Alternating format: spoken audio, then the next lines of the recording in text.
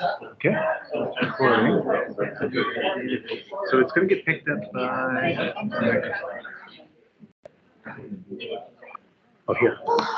That's your mic. Okay. Basically, it's got pretty good pickup over range. You can wander out if you want, and I'll just log in on my phone and test to make sure it's working. Or actually, is there somebody else online? No.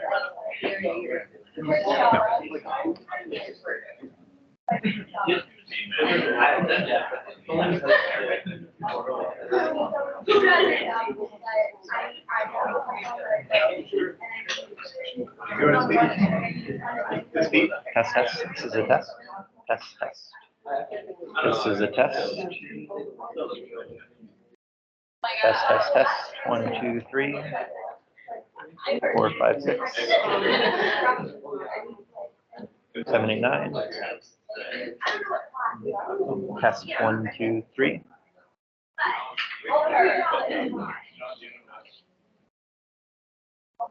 4, 5, 6, 7, 8, 9.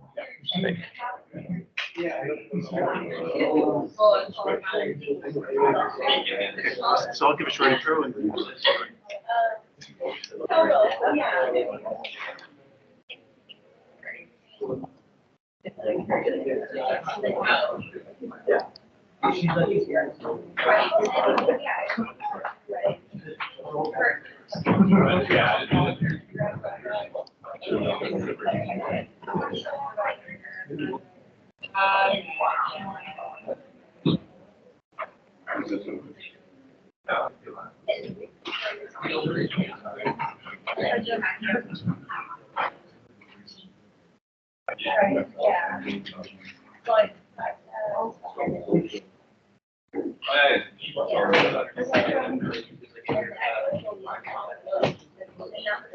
How's the business?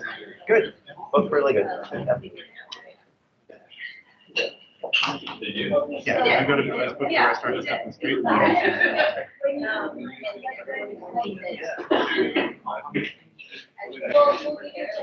And Janie's research stuff goes nicely with Chris McGibbon and Cigar. Yeah.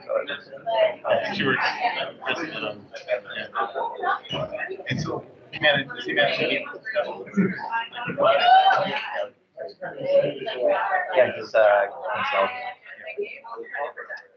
He's a biomechanics person. Ed Biden.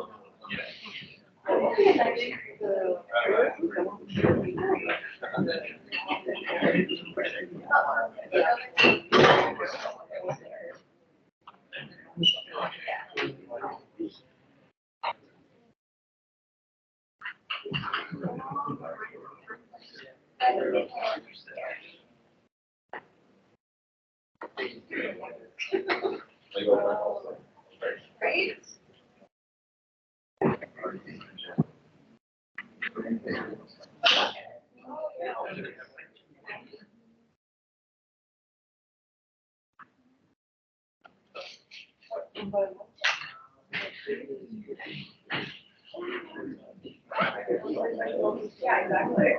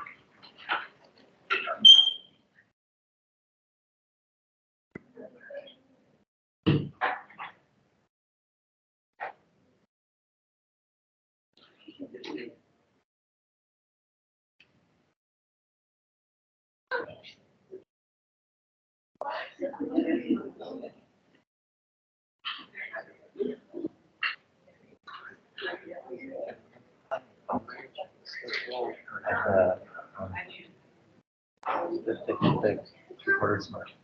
It's because we have factors with finished teaching on the 30 factors and stuff. Oh, yeah. The end of it.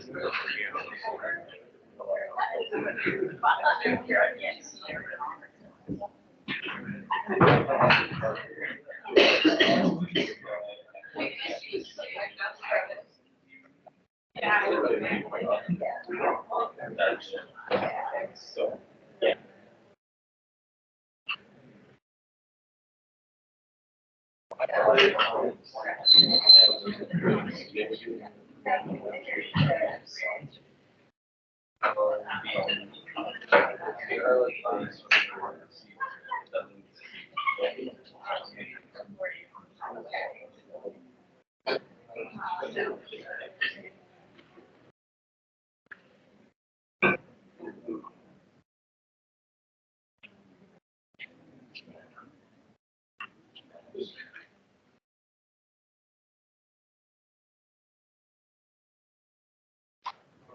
Welcome, everyone. So it's my pleasure today to welcome Dr. Jon Sensinger, who is the director of the Institute of Biomedical Engineering at the University of New Brunswick. Jon received his bachelor's degree in bioengineering from the University of Illinois and his PhD in biomedical engineering from Northwestern University in 2007. And along the way, he got himself trained as a clinical prosthetist and founded COAPT, a company that developed the first commercial pattern recognition system for myoelectric prosthetics. After a stint as a professor in Thailand, he came back to Chicago and became the director of the Prosthesis and Control Lab at the Rehabilitation Institute of Chicago for 4 years, and then got recruited to New Brunswick, where he's been ever since. And there he leads a multidisciplinary team of clinicians and engineers who make up some of the world's best mechanical mechatronic prostheses and exoskeletons for upper and lower limb amputees, powered by advanced control and machine learning algorithms.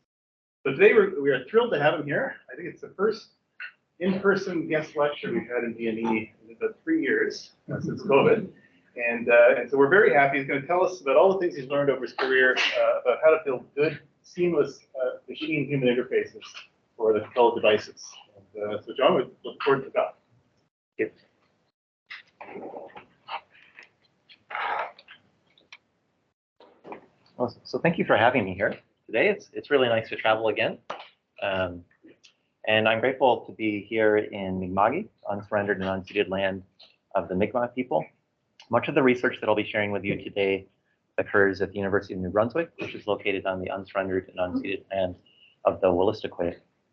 As a student of OCAP and Wabanaki perspectives on research ethics, I want to acknowledge the irony that although some of my shared thoughts of you today will be centered around the very idea of what good means, I'm just beginning to listen and understand the unique insights of Indigenous elders, knowledge keepers, and colleagues at my university as we move forward in this process. I do think it's really important. I'm a biomedical engineer. Many of us in this room are engineers. I think it's important for us to be aware of and acknowledge that engineers have played a direct role in many unfortunate events that have occurred to Indigenous stewards of this land, and that as engineers, we need to play a role in actions to rectify those things. And so I'd encourage us all to take a moment to reflect on actions that we can take. As an avid reader, I've highlighted 2 books in particular that are well worth reading if you haven't read. If you don't like to read, Radiant Sweetgrass is an amazing poetic book by a biology professor. And if you do like to read and enjoy a bit of sarcasm, Thomas King is always an excellent author. So I'm just going to share the screen for Teams. Yeah. Just an interruption.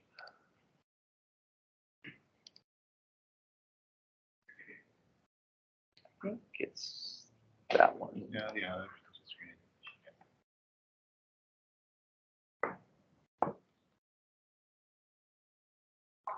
Yeah. It is, yeah. Yeah. Oh, sure. Like the. Yeah. Yeah, would you mind? Sure, absolutely.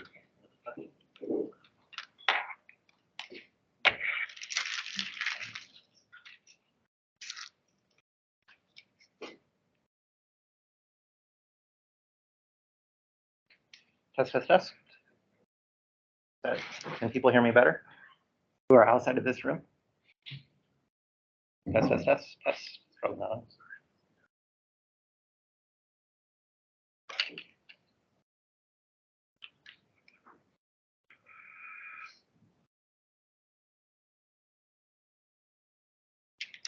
Test, test, test.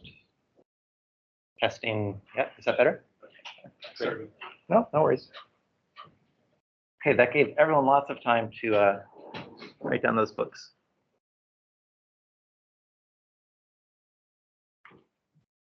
So I'm the director of the Institute of Biomedical Engineering, which was founded well before I was even alive, let alone doing research. We were Canada's first biomedical research institute. And we were founded in 1965 to address clinical needs with engineering expertise. And our claim to fame over the years has primarily been focused on prostheses research. We're one of 3 or 4 centers around the world that has a well-established track record of research in there. And I'm actually not going to focus too much on there. I want to talk about some of our other work, although the talks I've been having the last couple of days have made me wish maybe I'd switch around some of my slides, because there's a lot of exciting work that we're doing in there to talk about. And I'm happy to talk afterwards if people have questions on this area. So keeping with the title of my talk, I want to talk a lot about fixing things. And I'm talking, how many of you are engineers or, of that discipline? If you can raise your hand if you, okay, good. I thought so, but then I didn't.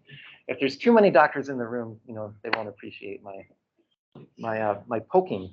But how many of you, this is a question posed to me by an architect. How many of you, if you had to choose, are Star Wars fans? Yeah, okay, good. Star Trek. How many of you don't know what either one of these are? Okay, I was talking with a grad student recently who said, I don't know. Most of you are Star Wars fans. If I had to choose between the two, I would be a Star Wars fan as well. And I said to the architect, why are you asking me? We were designing a new building. Why are you asking me which of these two? And he said, because I want to know if I need to take you seriously or not. And if you're a Star Wars fan, I don't need to take you seriously, because you think in order to fix something that you need to fix the person. But if you're a Star Trek fan, you think that you can fix the environment to enable the person given whatever they present with. And I said, oh, that's really interesting, because absolutely, since a young boy, I've wanted to design prostheses. I wanted to fix people versus enable them in whatever conditions they happen to be present to live however they wanted to live. And so that has really impacted me over the years. And if you take away one thing from this, it's not the Star Wars versus Star Trek divide, but it is that the questions that we ask are really important. And as engineers, we can often be really confident that the question we are asking is the important question, and we're going to solve it. And I want you to take a step back and say, is the question I'm asking even the right question to ask? And for me, this was first solidified when I was a summer intern during my undergraduate studies. I was working for a local prosthetist, and he'd asked me to design a prosthetic device for a particular patient. It was my first design process where there was an immediate and direct implication to my design work, and I was super excited. And so I designed this prosthesis. We 3D printed it, which back in the day was, amazing. We put it on the person, and I designed it specifically so that he could pick up small objects like a coin off a desk. And I turned to him proudly and said, can you pick up this coin off the desk? And he looked at me like I was an undergraduate intern. And he reached over with his intact hand, and he picked up the coin off of the desk. And that was a pivotal moment for me, because I realized that you have to consider the whole person and not just the device that you're designing. Like, we can design devices that are a solution for we don't know what, but they've got to be a solution for something. Or we can look at the person and the problem that they actually want to have solved and try to solve that problem. So over the years, this has led me to hopefully think of the factors in a more holistic fashion. This is a picture that I like to show towards that effect. As a mechatronics engineer, I like to focus a lot on the device. That would be the prosthetic limb right there. The interface is really important. I'm going to be speaking a fair bit today about interfaces between a human and the mechatronic device. But there's also intrinsic factors within the person. And increasingly within my research, I'm recognizing how important those intrinsic factors are. And just as one brief snippet, I'm looking at phantom pain, and we're looking at a neurological model of phantom pain. But there's some really exciting evidence that suggests that talk therapy with phantom limb pain, if done in a mindfulness setting, can really mitigate the effects of phantom pain. So understanding those intrinsic factors that are within all of us, what motivates us, what we're scared of, those types of things are really important. And some of the research that I'll touch on gets at how do we peer inside the brain inductively from the actions that people take to figure out what things they care about and what they value. The extrinsic factors are equally important. What are the social support systems? What are the infrastructure support systems? What tools and options do people have?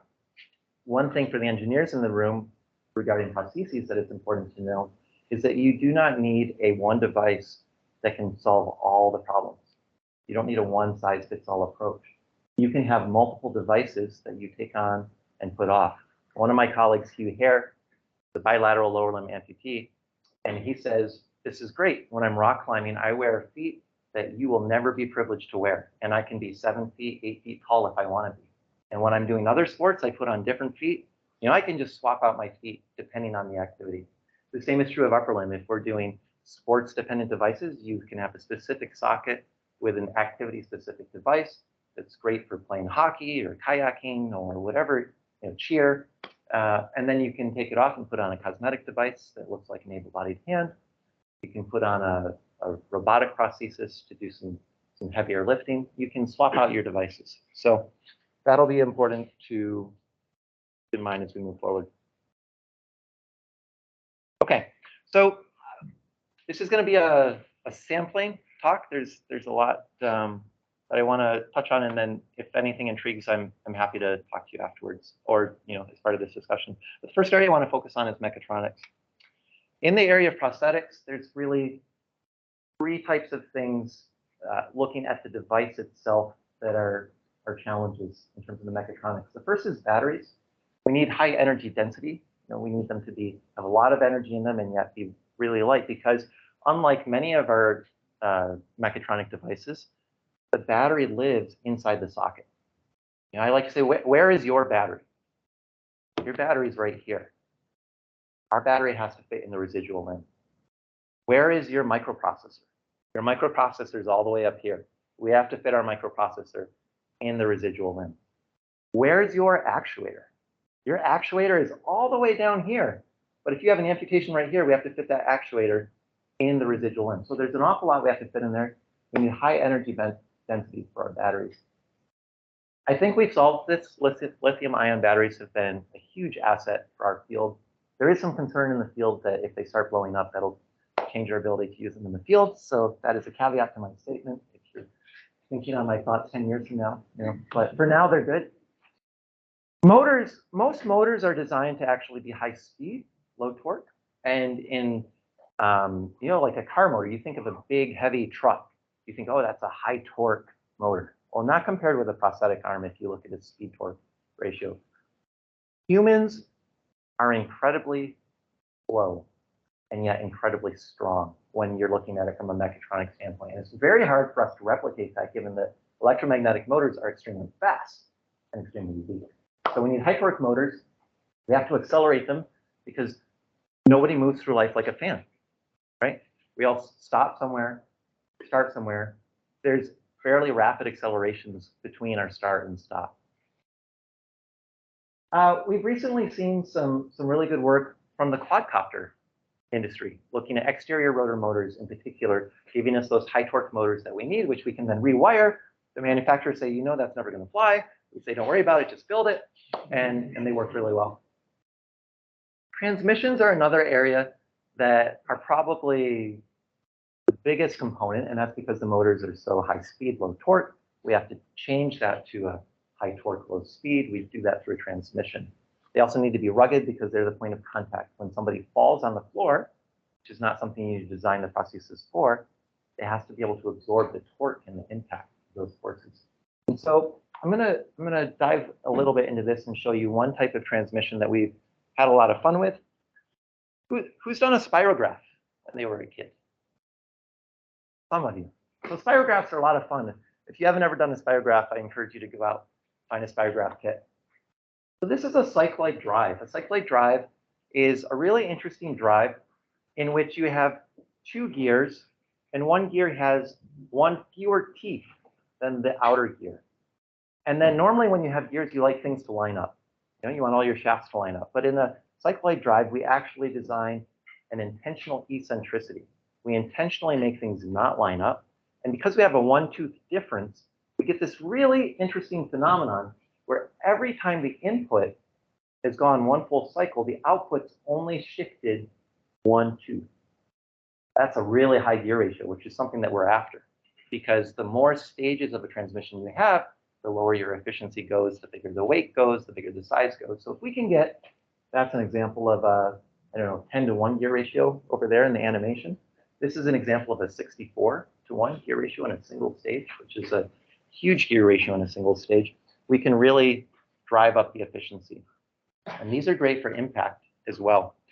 So looking at mechanisms like this has enabled us to design processes that are just as fast and just as strong as existing processes, but that are much smaller in their weight and much smaller in their size envelope than conventional devices. So this is a 25th percentile female. This arm was designed in all of the anthropometric aspects to be 25th percentile female in weight and size. And you ask, why a 25th percentile female? Well, the field standard is a 50th percentile male, which means the device is too heavy, too large for 50% of all males, and an even greater percentage of females. Whereas if you have a device, the 25th percentile female, and someone says, you know, that device isn't heavy enough for me, well, you can just add some lead weight to it. And if they say, you know, that device isn't long enough for me, and actually this gentleman is, you know, quite larger than a 25th percentile female, we can just extend it. It's really easy to extend devices. It's much harder to shrink them. So that's a highlight from mechatronics.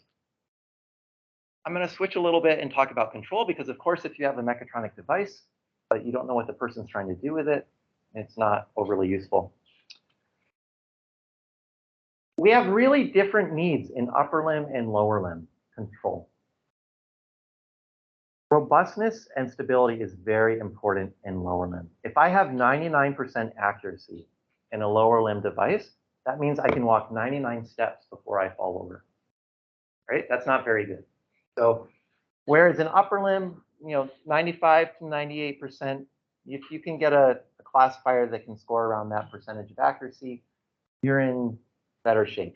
You can at least grab 95 cups of coffee before you drop a cup of coffee, which isn't the end of the world. We're looking for tunable and intuitive controllers, and they need to be predictable so that the user knows what they're getting themselves into when they're interacting with this device. In upper limb, we're primarily looking at pattern recognition or simultaneous control. Pattern recognition is fixed patterns, but they can be seamless. So it doesn't have to be a Morse code slow. It can be a seamless control, but it's a fixed pattern. Simultaneous control, you can create independent simultaneous movements. It's a lot more challenging. The field is looking a lot at unsupervised adaptive control, which is difficult because we have a lot of noise in upper limb prostheses. So the signals that we use come from single motor units, and those single motor units, by the time that we get to them, it would be like all of you talking at once and me trying to figure out what one of you is saying. It's not very easy, but can I guess how excited the room is? I can probably guess how excited the room is if you're all talking. And so that's the approach we tend to take in upper limb. I'm going to give you a brief highlight from each of those. I'm going to start with lower limb prostheses. So there are some powered lower limb prostheses on the market. They tend to intentionally walk very slow, and this is, I could have used an exoskeleton as an example too. If you look at clinical exoskeletons, which we did on patients in our clinical facility, they're nice and good, and they're very important from a clinical setting, but they're walking really slowly, and that's to make sure that they're safe. You'll also know if you look at any of our exoskeletons, that they look quite a bit like this. This is not how people walk. Okay? People actually, and here's a, Hana Eskimo's kind of old, Atlas is a bit newer, still, right? And if you look, even if the cooler, the acrobatic moves, etc., it's a very flat-footed structure. Humans don't move this way. Humans are risk takers. Through every step that we take, we risk falling. Think about it. If I don't put this foot down, what's going to happen? I'm going to fall. You cannot turn me off in mid-stride without me falling over. Eskimo, or Atlas, either one of them, you can turn them off and they're like, okay, my center of pressure is under a stable base of support. I am good to go. It's not energetically efficient, though. So several researchers have turned to this fascinating idea of virtual constraints. This is not a virtual constraint. This is a mechanical constraint. All of these appendages are mechanically constrained to each other, such that a single crank controls the motion of each one of them. What if we had a similar idea like that, but we had a virtual constraint? From a control standpoint, this would make it much easier for us to prove the theoretical stability of our controller by getting time out of the equation. And so there's a group, Jesse Grizzle's group, who's done just that. This robot has no knowledge of its environment. Navel doesn't know where it is in the environment. It doesn't know what's on the floor. The position of its joints is being controlled by a single phase variable. And then there's these virtual constraints that are like virtual gears that constrain the kinematic movement. So it ends up being a holonomic constraint. So this is a really powerful idea. But you'll notice Navel has point feet.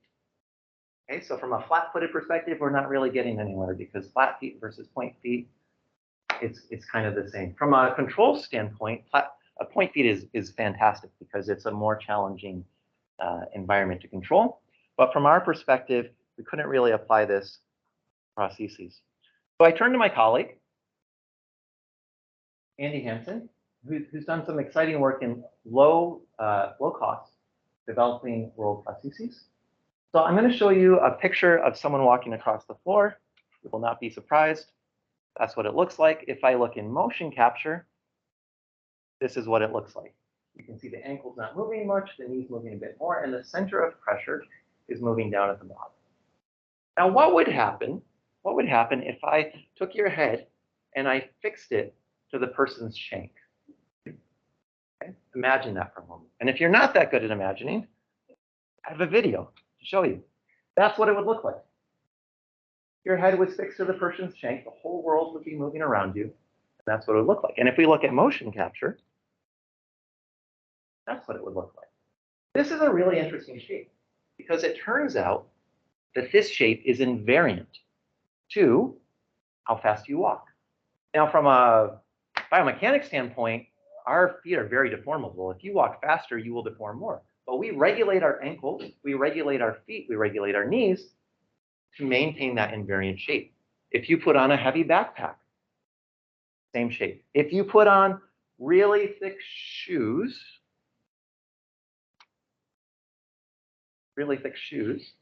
we do whatever it takes to maintain that same shape. So we said, there you go. There's our virtual constraint. This is the kinematic condition that we want to enforce. Now, you can say center of pressure is not a holonomic constraint, it's a force-based constraint. But we said if we can map it to a kinematic variable in terms of the location of the center of pressure, it's a holonomic constraint. So we did, and we implemented it in a series of prostheses on people with amputation.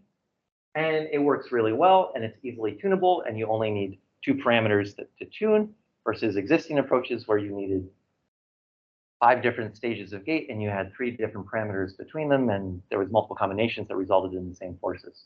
So from a control theoretic standpoint, this has been a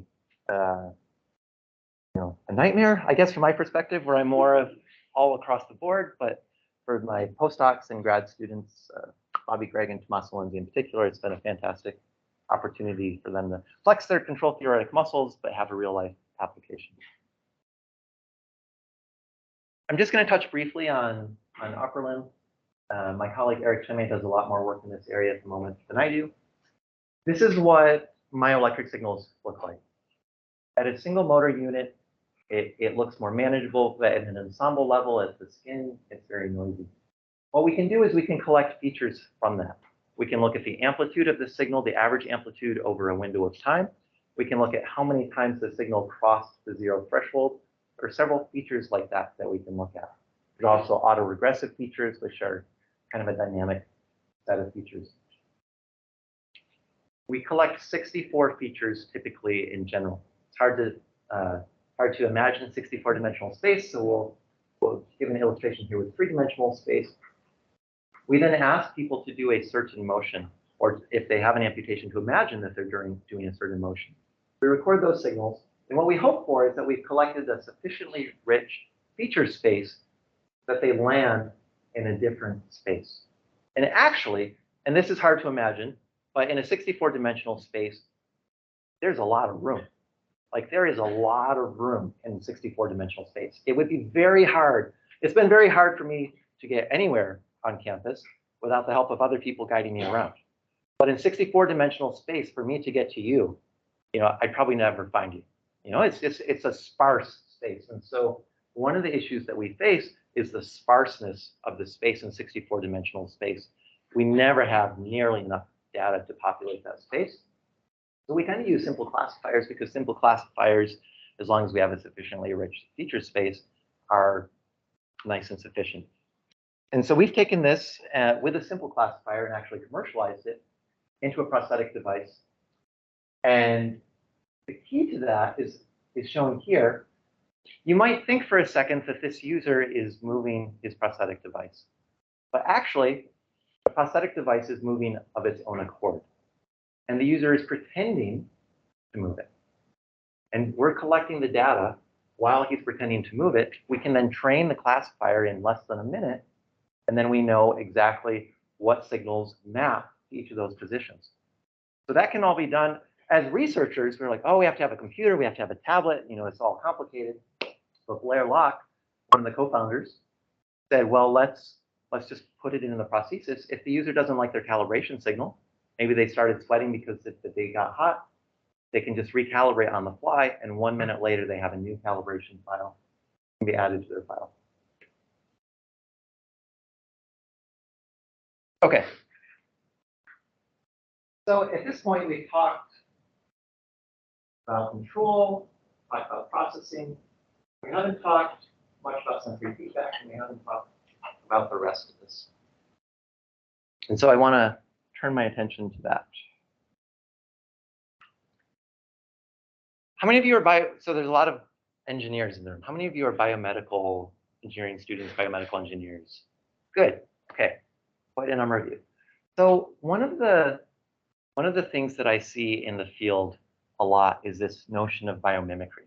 And for those of you who've gone to conferences in biomedical engineering, you may have come up across this idea of humans do it, therefore it's good, therefore we should design this in this mechatronic device or this other device.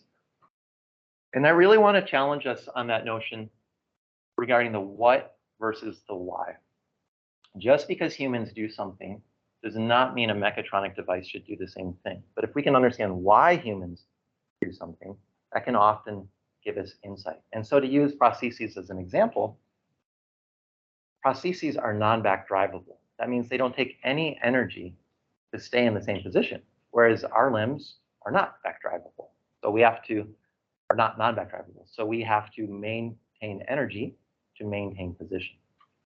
Well, that means that the best design solutions from a control standpoint may look very different in controlling a prosthesis, because I wouldn't want to waste a lot of energy, but a prosthesis might not care because there's no energy being spent. One of the frameworks that I found helpful in looking at the why is computational motor control. So computational motor control looks at the loop which is kind of the figure I've shown you in the past. We have a mechatronic device, we have a control system, we have a feedback system. You're interacting with a device, such as a jar of milk. But we ask a couple of questions. What model is the brain using to control this device with the feedback that it has to accomplish what it wants? And what are the costs? Think about it for a second. What are some of the costs associated with a task like this? Shout it out if you can think of any type of cost.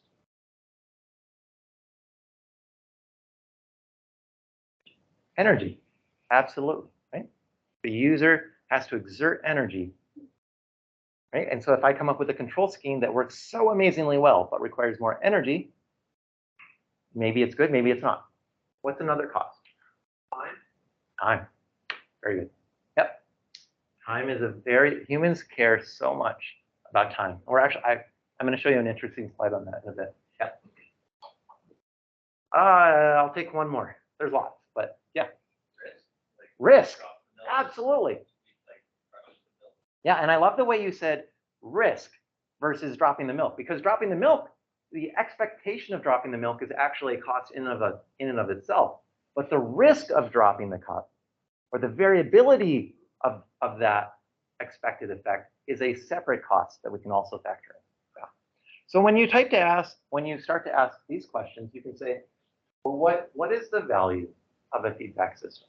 And oftentimes as engineers, we say, well, it's in the real-time control of the device. Well, we already have feedback. Our eyes are very good feedback devices. And you'll say, well, your eyes don't give you force feedback.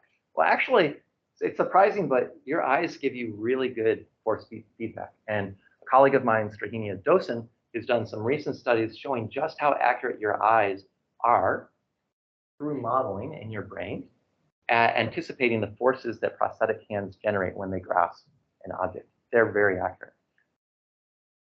So what is the value of a feedback system if it's not for real-time control? We've been trying to solve the real-time control problem for 30 years or so. And we have all sorts of great sensory substitution devices. I'm actually going to tell you about some of the work we've been doing in that area in a bit. But from a real-time control standpoint, we've really been struggling to improve performance. Well, if we have a model, the feedback can be used to improve the model. That's not a real-time control aspect. That's an adaptive control aspect where the feedback's being used in an adaptive strategy. We found that to be quite useful. And I'll give you an example of that as well. Okay. So, yeah, as I said, many people have been looking at feedback from a real-time adaptation perspective. But I want to take a look at it from a correction perspective. So I told you a little bit about myoelectric signals, EMG signals, the very noisy signals. They're stochastic in nature. When we look at them as an ensemble, we can get some estimate of how happy the room is or how quiet the room is. We often have a trade-off at that point. We could do one of two things. We could either aggressively filter the signals, and if we aggressively filter the signals by saying you're only allowed to make one motion at a time, let's say, you're only allowed to do one thing at a time. Do you think that would be good from a risk standpoint or bad from a risk standpoint? It's probably good. Yeah, absolutely. Terrible for everything else. Yeah, it's good from a risk standpoint, but from a learning standpoint, you're not learning much because things are working great until you go into a different class and then you're like, I didn't even know I was close to that class. How did I get into that class? And it's really bad because I just dropped the cup. So you're not learning, but it's good from a control standpoint. On the other hand, we could take the filters off, say no filters. And now you're learning really well. You're like, oh, I'm going too far this way. No, I'm going too far that way, right? Like you're learning really fast. But your control, your real-time performance is suffering because you're veering all over the place. And so what we said is, what if you take your raw signal and you add a filter, and then that's what's controlled. That's what actually happens. But you also take that before the filter, convert it into an audio signal, and send that back to the user. So the user hears a tone in their ear, letting them know where the cursor is going. For those of you who love music, I'm one of those people who love music. Let me just say, you would not believe how long it took us to figure out an audio mapping. We needed 2 audio signals, right? An audio mapping that didn't bother those of us who, don't like things that are out of tune, but still conveyed the information that we wanted to convey, and also avoided the Doppler effect, which is that, if things are changing, then anyways, it was a mess.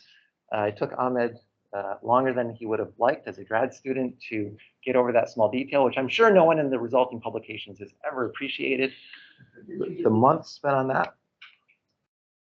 But sure enough, if we look at raw versus filtered versus what we call augmented control, where we try to get the best of both worlds, we see that we have significantly better path efficiency in either of the 2 approaches, and we see that we have significantly better accuracy in either of the 2 approaches. And I won't get into the details in this, but through using a Bayesian model that inductively looked at the behaviors and mapped the user's confidence in their decisions, so looking trial by trial at how they were adapting, we were able to measure internal model uncertainty. And we were able to show that compared with the filter, we were able to substantially reduce the amount of internal model uncertainty, meaning that people could actually learn from the audio signal, reduce the uncertainty of their model, and this is what we think led to improved accuracy and efficiency.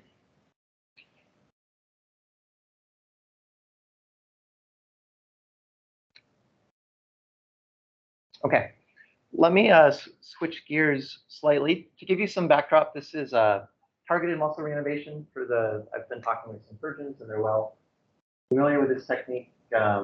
This originated from the lab in which I did my PhD. And the basic idea is that when you have an amputation, you have a brain which is fully intact, you have nerves which are fully intact, but they're no longer going to muscles that exist. And so you also have muscles that are still intact, but are no longer useful, depending on the level of amputation. So in this case, for example, if you have a shoulder dysarticulation, your pectoralis muscles are used to move your arm. If you don't have an arm, your pectoralis muscles are not overly useful. So we can take a pectoralis muscle, we can subdivide it. There's multiple motor units that we can attach to, so we can subdivide the muscle into different sections. We can then take the nerves that used to go to different parts of the hand. We can coax them onto the muscle sections. And then when the person thinks, close your hand, the pectoralis muscle moves. That section that was innervated moves. He's not thinking about moving his pectoralis muscle. He's thinking about moving his hand. When we say elbow flex, a different part of his pectoralis moves.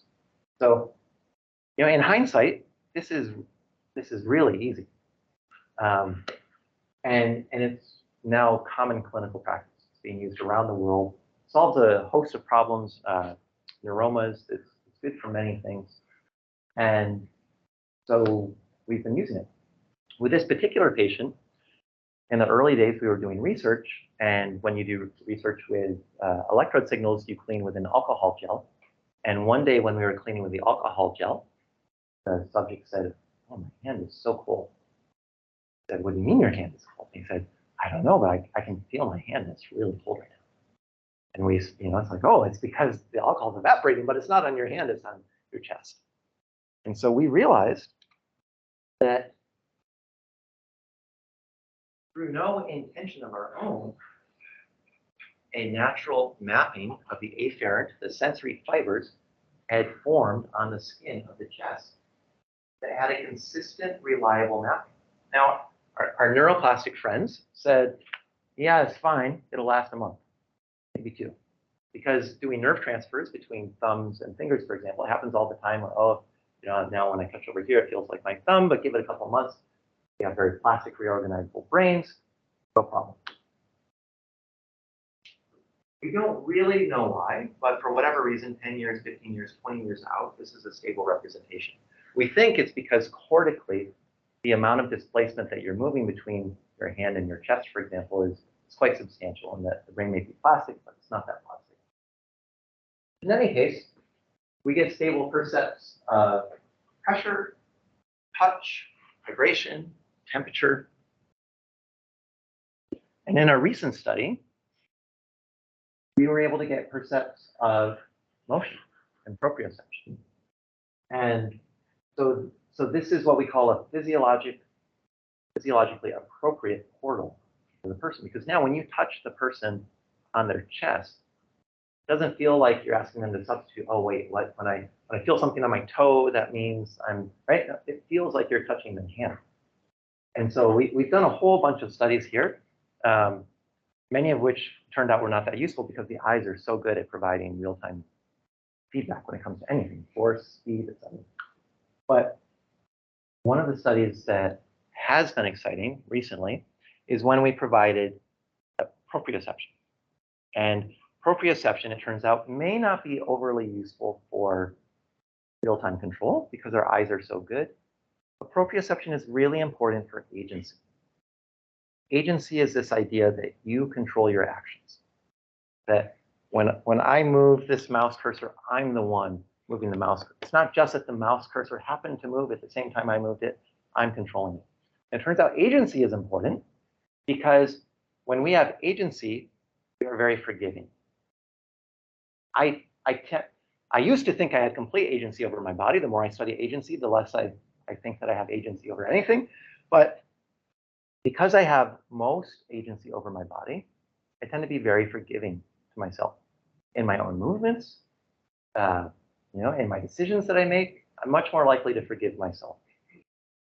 If you make a mistake, I don't have agency over you, and so I'm much less likely to forgive you. And if a robot makes a mistake, let me tell you, I'm going to be super annoyed, right? And it's the same thing with the prosthetic device. The prosthetic device is not me. It's not a part of me. And so when it makes a mistake, it's a big deal. And this is just a psychological aspect of being a person.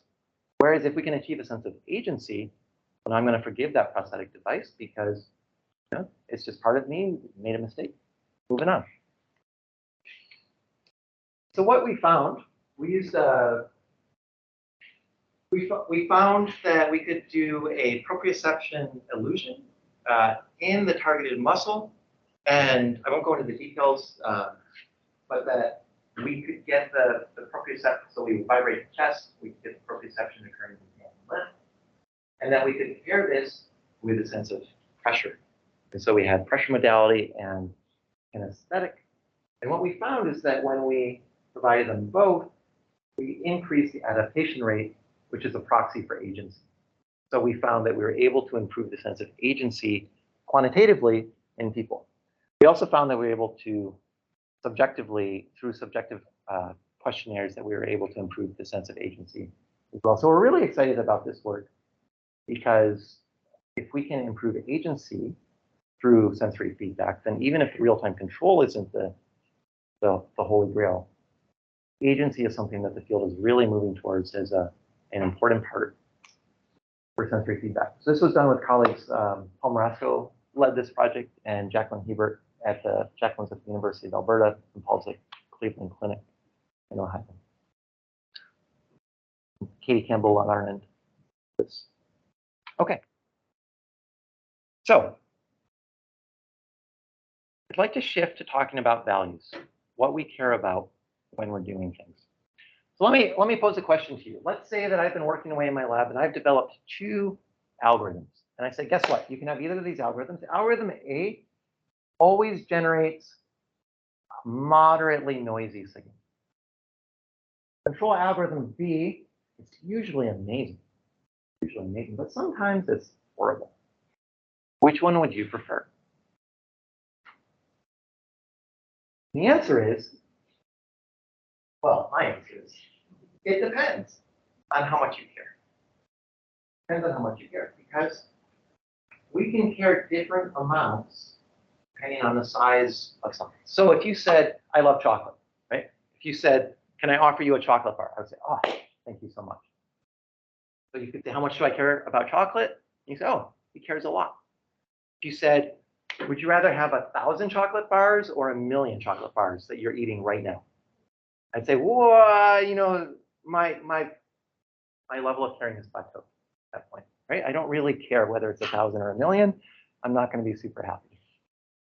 And so how much we care actually influences where, as design engineers, we should be going towards in our solutions. And so this is an interesting study we did in which we essentially lied to people. And we asked them to track a trajectory. And their signal, for example, would be up there where the asterisk is, but we told them their signal was down here. And then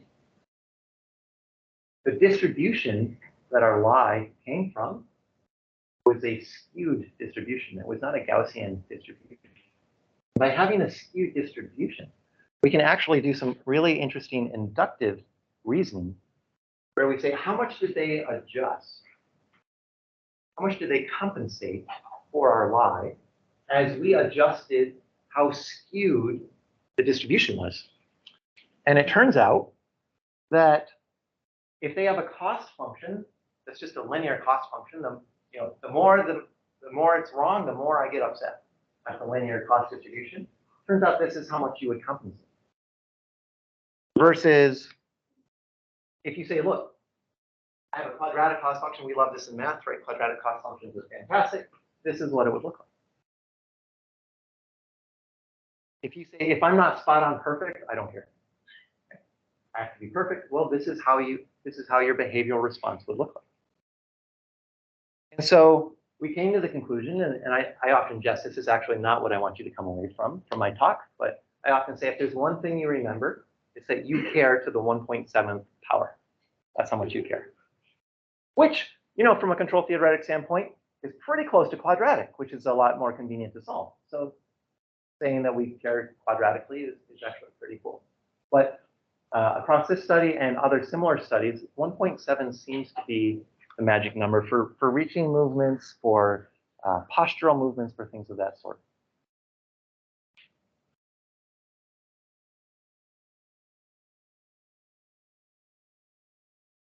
There is an exception to this, and that is time.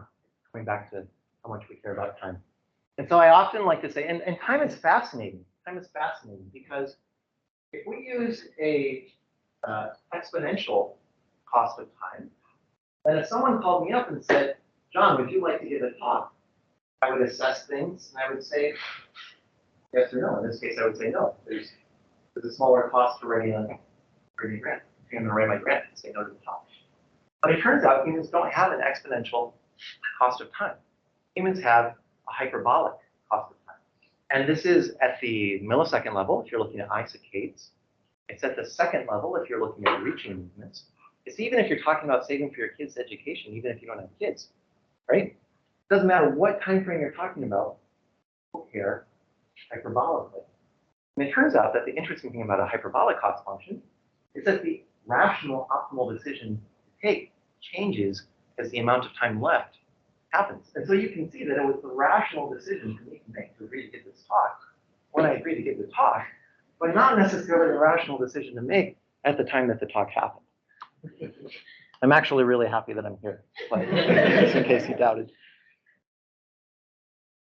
Okay, so moving forward.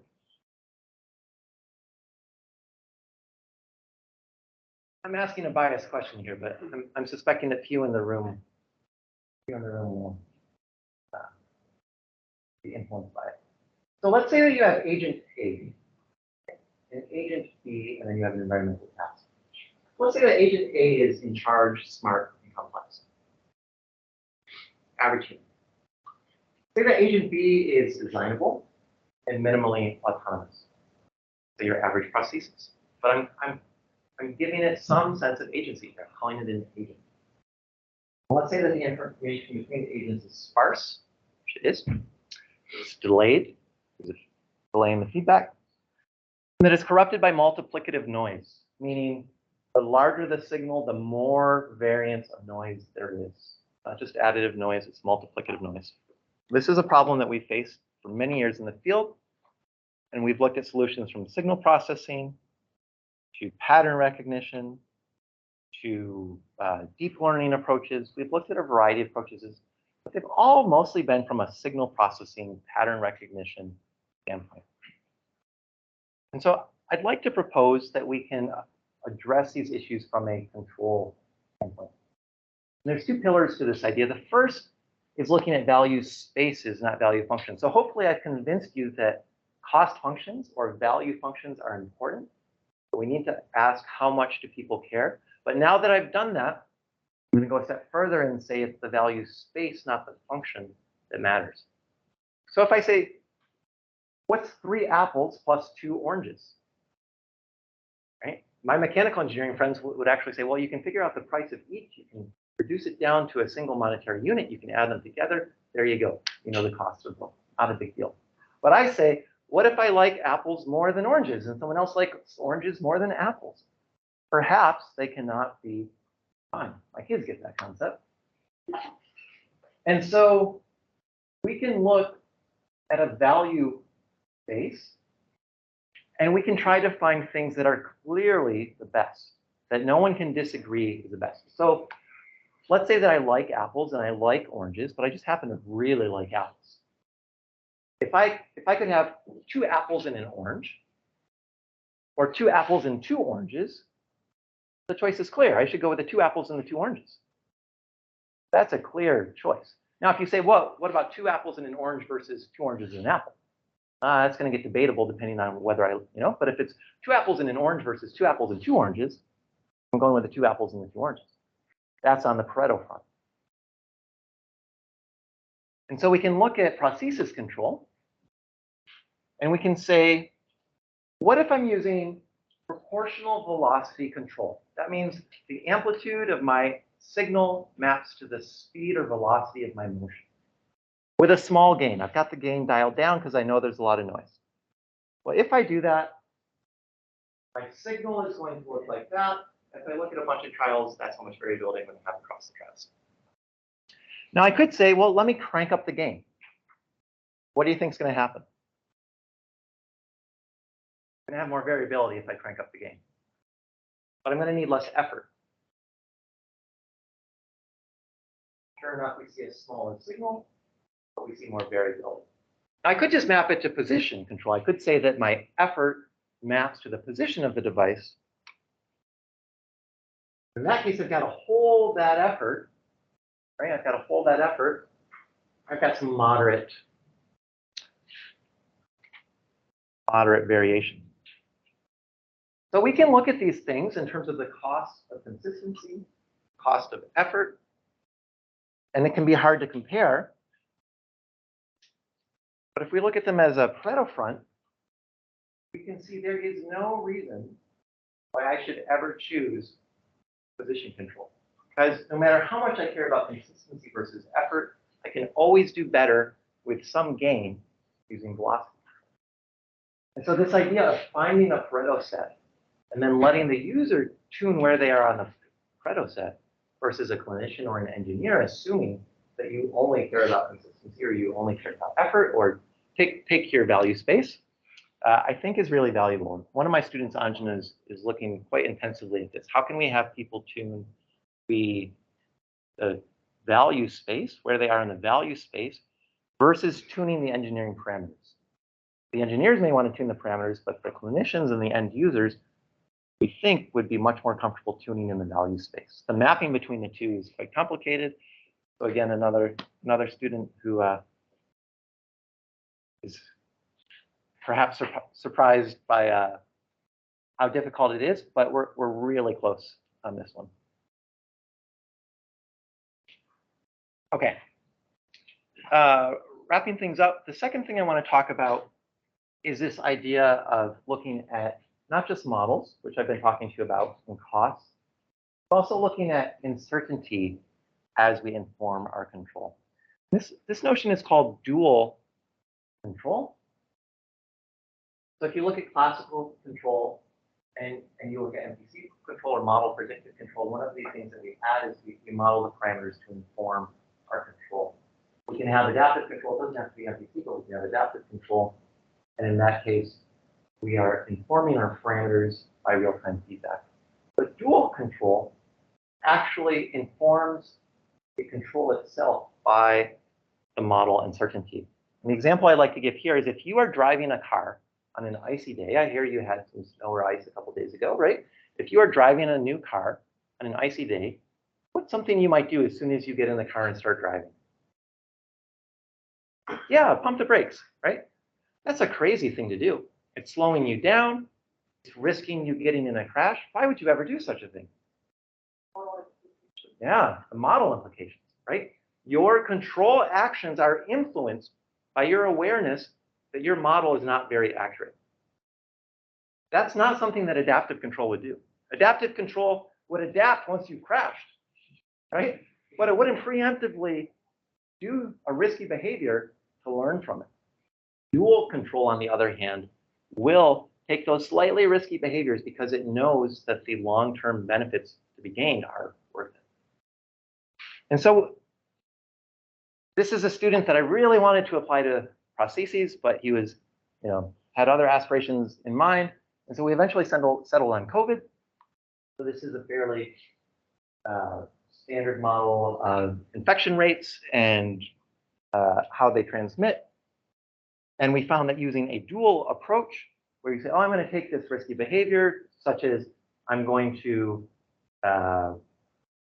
let people get closer than a 2-meter bubble, or right? Like I'm going to learn some information early on, and that information will then say, oh, before things get out of control, let's shut that down because that was really bad, et cetera. This is examples that you can all relate to because we've all been through COVID. We found that our dual approach at a 30-day window ended up working better than either existing dual approaches or conventional adaptive control. Unfortunately, my figure only goes out 30 days, but it's slightly better. If you go out farther than that, the trend continues where we're ahead of the curve because with COVID, it's a time-delayed system. Once you've messed things up, it takes a while before you can get things under control. So perfect examples where doing those little perturbations, figuring out the uncertainty of your multivariable system is really applicable. So I've got some takeaways and then some teaser slides. I think that each of my advances depend on our framework. And I hope I've shown you a bit of that, of how the questions we ask are important in terms of figuring out where we go. And I think as engineers, it's really important to take a step back and listen in particular to our patients and say, what do you value? And at the moment, a lot of the work that I'm starting to do is with qualitative researchers, anthropologists, et cetera, who spend time with patients in their homes, in their environments, and really try to figure out what is it that they value, and then can translate that to me to put in my math equations so that I can solve them. Everyone can be happy. Okay, so I haven't talked much at all, but we have a really new center with a zero-G device. So if you like zero gravity, come visit us in Fredericton. We also have a Karen device. This is a Stuart Goff platform, 6 degrees of freedom, treadmill, really nice setup. We're doing lots of fun studies on both of those. Clinically, this one's being used a lot more actually because you can have people fully autonomous. They're in complete control of their body. They're not wearing an exoskeleton, but their support is reduced, and so they can walk if they have a spinal cord injury or things like that. And we are looking for grad students across a range of areas. So anything that I've said or anything in these areas intrigues you and you're an undergrad student or looking to do further grad studies, come talk to me afterwards or send me an email. I'd be happy to go back to any slides, answer any questions, or chat about any of these topics or others.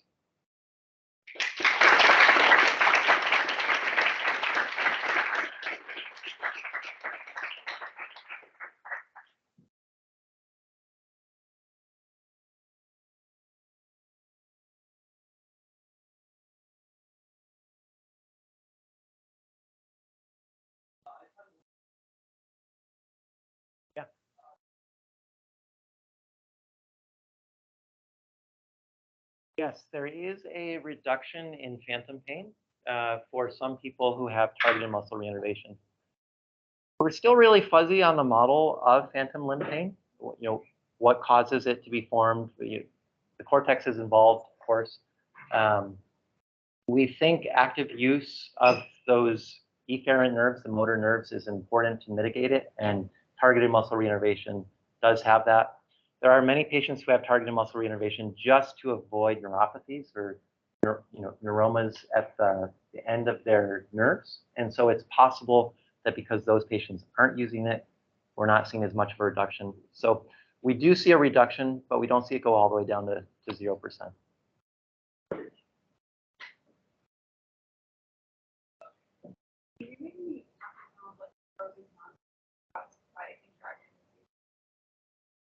Absolutely.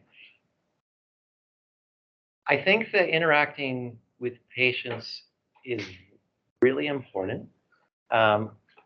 Particularly,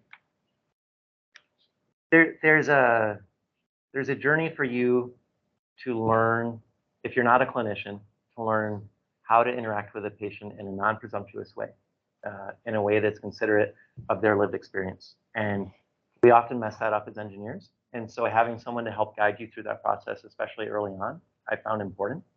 So, I gave the example of the coin. Some of my first interactions with that patient, I was a, naive young student, and luckily a clinician was there who was you can't just focus on the device. Like, you've got to engage with the patient more. And so I've learned a lot through that. It's helpful to find patients who are eager to engage in research. And so some patients are not as eager to engage in research. It's important to know why those patients aren't engaged in research, but finding a patient who's engaged in research is helpful for having that dialogue. I think it's really important to engage with individual patients, but I also think it's really important to engage with clinicians who see a lot of patients and can talk about overall demographics. And so if you talk with an individual patient, and I'll have someone say, I don't care about weight at all. Make that thing as heavy as you need it to. I like how it makes my arm swing. So great, I'll do it. But then I'll talk with, and I'm like, what? No, like, the thing's so heavy. And so if you talk with a clinician, they'll say, yeah, a few people don't mind the weight, but most people do mind the weight. So talking with a clinician who sees the spectrum of patients is really important. You won't get that felt lived experience, and I think that's really important. So don't do it as a substitute for talking with the patients, but also don't just talk with one or two patients and think that you know the real needs of the field without talking with a clinician who understands the aggregate field. I wondered if you could elaborate a little more about the audio feedback. Yeah, we published 2 studies and we used 2 different techniques. So I may I may combine them a little bit, but in one of them we varied amplitude, and in another one we varied tone. And both of them had two audio signals. And so one corresponded to one joint and one corresponded to another joint. And so you would learn these 2 audio signals, and then it's a lot easier to hear frequency variations than it is to hear amplitude variations. And so the tone one works better, but finding a range where it's not discordant, but it's also not harmonic, because if it ends up being harmonic, then particularly people who are non-musical can't even tell that there's 2 tones. They just think there's a single tone, right? So getting that range of non-discordant, for those who are musicians, and non-harmonic tone ranges that we could play around in was important. But that's the basic idea. Follow up on that. Do you use like hearing aids so that it's like your earphone that's right in your ear, or is it just like walking around with like our That is a fantastic question. Yes. So I presented this work at clinical conferences, and the perhaps not so nicely worded question that I get is, do you honestly expect people to walk around with headphones in their ears? Because that's ridiculous. No one's going to do that. We see this as a training tool when you're learning a filter, when you're learning a classifier. So if we take the hood off too soon, you abandon it. You say this thing's too crazy. If we never take the hood off, you don't learn it. If we take the hood off through audio phones so that you're learning it, but it's not affecting your behavior, but you're learning it, well, then that's great. And then if you ever find yourself, the system's not working too well for me today, well, just put your headphones in for a minute, listen to it for a couple of minutes, be like, oh, I get it. I'm drifting off in that space. I didn't even realize it. Okay, I've course corrected. I've updated my internal model. Good to go. Take the audio phones out. That's our idea. No companies have taken us up on it's free knowledge, right? So far as I know, no companies have incorporated that into their practice yet. But yeah, good question.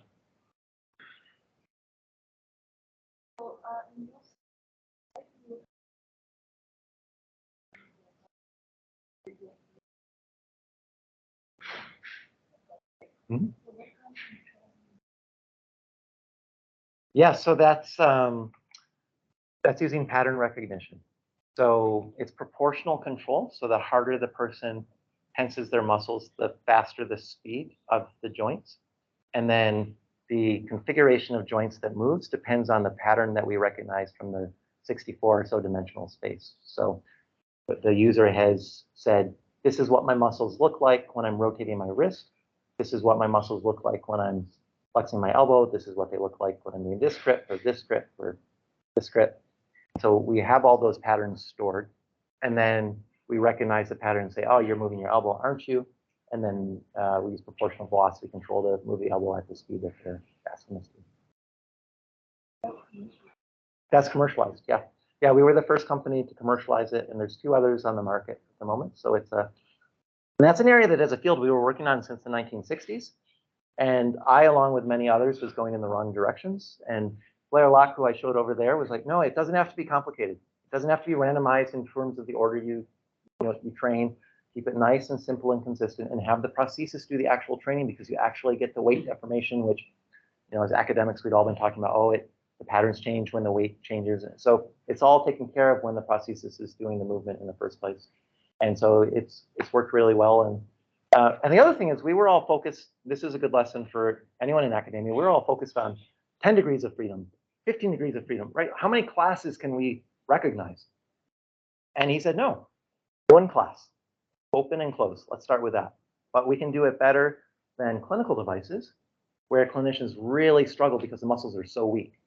But we can recognize that 1 class really well. And so that's how it entered the market, was focusing on same control as everyone else, but much better for those with weaker muscles. It's now extended to 4, 6, 7 classes. But by keeping the bar really low and helping a niche population that wasn't being well served, and then growing, it established the lack of risk with the solution. Yeah.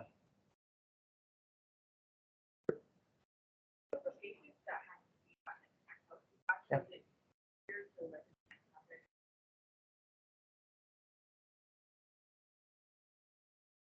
It's the second one. It actually messed us up from you can imagine if you've got a lot of vibrations and movement happening, it makes it harder to sense the electrical signals. So we had to work really hard with our clinicians to make sure that we were simultaneously getting the right control signals. And it's also, I don't know if you've ever tried this, but if your arm is nice and limp, it's really easy to feel how much someone's pushing on you. But if you contract it, it's harder to feel, right? So if the same muscle is contracting and it's having a plunger pushed in it, it's harder to feel those sensations. So figuring out those issues was challenging.